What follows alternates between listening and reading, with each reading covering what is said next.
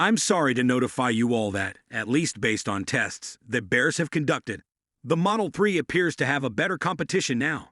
Celebrate. I'm referring, of course, to this brand new Mercedes CLA. It's a new Mercedes, but it's being called the CLA, which is actually an existing Mercedes. The CLA and the CLS weren't particularly nice cars to begin with, but this would probably be more of a competitor to the BMW i4, a car that did eventually make it into the election, though it ended up looking more like a typical BMW than the original concept. Given that this Mercedes may very well go into production, it will probably not look anything like this and probably not contain many luxury features. The main distinction is that in order for cars to truly be affordable, they must be manufactured by robots, regardless of the features displayed here. This vehicle is merely an advertisement to showcase how amazing the vehicle can be and how inventive and creative Mercedes are. One thing about Tesla that you'll often hear me praise is their manufacturing skills. They make great-looking cars, but in high-volume production, this is often overlooked or not even understood by many.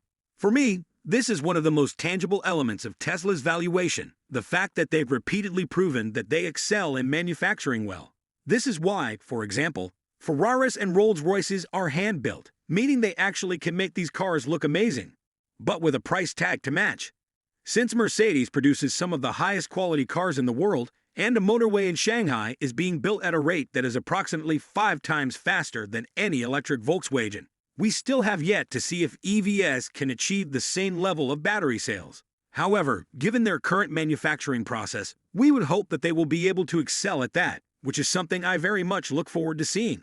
Tesla's production lines are incredibly fast, and this is despite the fact that they are still using the majority of the 2017 designs from manufacturing years in research and development with some of the world's greatest engineering and manufacturing minds when Tesla begins generating 3 manufacturing lines in tandem. I'm not sure how many people have really understood this idea, but it seems like everything fits together, almost like Lego. In any case, back to this Model 3 killer. It is capable of 466 miles of range, that whoop, which is about 415 miles EPA. That is a lot of range. Don't get me wrong, very impressive. But how it is achieved is far more important along with Tesla's manufacturing. Another key advantage Tesla has over the competition is the drivetrain. Back to the structural battery pack, Tesla managed to achieve the front and rear castings with it, albeit limited by the structural cells. Hopefully, if you don't understand what I mean, consider this. If all other companies had the same size battery, Tesla would essentially have a longer range than any of them. Well, maybe Lucid might if you're being picky, but consider how much a Lucid drivetrain costs in comparison to Tesla's. Tesla's efficiency doesn't end there. The entire car is built to be as light as possible, with the lowest drag coefficient possible, and to offer the maximum range on a smaller battery or inexpensive drivetrain, so it can compete in the mass market. Now, if Mercedes were to offer this much range, the battery would probably be 100 kilowatt-hours, which is a lot for a mid-size sedan. This additional weight would affect handling, braking, and performance in addition to being more expensive. However, Mercedes are able to achieve this essentially the same as what Tesla has been selling the 2170 for the past 5 years, and Mercedes will also be selling an LF version. Normally, I wouldn't discuss a car that doesn't really happen, but the bears were all over this, genuinely thinking that the Model 3 was about to go extinct. The fact that the big boys have finally arrived pleases me, because it indicates how little knowledge these bears have about Tesla or electric vehicles, EVs, which diminishes the credibility of the bears' criticism of Tesla. It also demonstrates their psychology, demonstrating that they are acting in confirmation bias and building echo chambers to support their claims rather than being objective. Oh, and since this is a rival to the Model 3, its price would also need to be in the same range as the Model 3, roughly $50,000 in the US. It could be argued that Mercedes is a more prestigious brand with more luxury, which is fair enough. But since it's not a competitor yet, the price would actually need to be much closer. However, I bet Mercedes couldn't even make this car for $50,000, let alone sell it for that amount. I bet it would be closer to $70 million, which is why production will only be around 30,000 units annually when it's released. Aside from losing too much money on each sale, it would be impossible for Mercedes to manufacture that many. They couldn't even reach volume production because it's not And this vehicle will probably cost roughly $70,000, which is roughly twice as much as a Model 3. Then many of the usual features, such as the rear screen and cooling seats, won't be included, but the interior of the Mercedes is futuristic. But it's also incredibly sterile. It almost looks like a medical refrigerator from the future. The Model 3 looks futuristic, but I feel comfortable there, and I'm not some ingredient in storage for a scientific experiment. The seating appears to be extremely expensive to make, but it will undoubtedly be standard seats when it goes into production. Nevertheless, this is just an advertisement for Mercedes saying, "Look, we can also do better than Tesla legacy, like to give the impression their electric cars are more electric. The Tesla screen is excellent.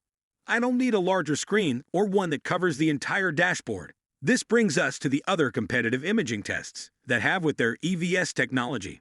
Although Tesla is a car company, it also makes significant investments in technology, having started as a Silicon Valley startup. The majority of research and development spending goes into FSD, and we've all seen the presentations that illustrate how difficult it would be to work in that department to solve the problems necessary to create a self-driving robot. It does not seem like a fun job. Now, do we really believe that the Germans will have outperformed Silicon Valley in terms of technology? Okay, Mercedes are making a big deal out of using the NVIDIA chip, even going so far as to call it the brain when the software is fixed. All Teslas can be upgraded to level 5.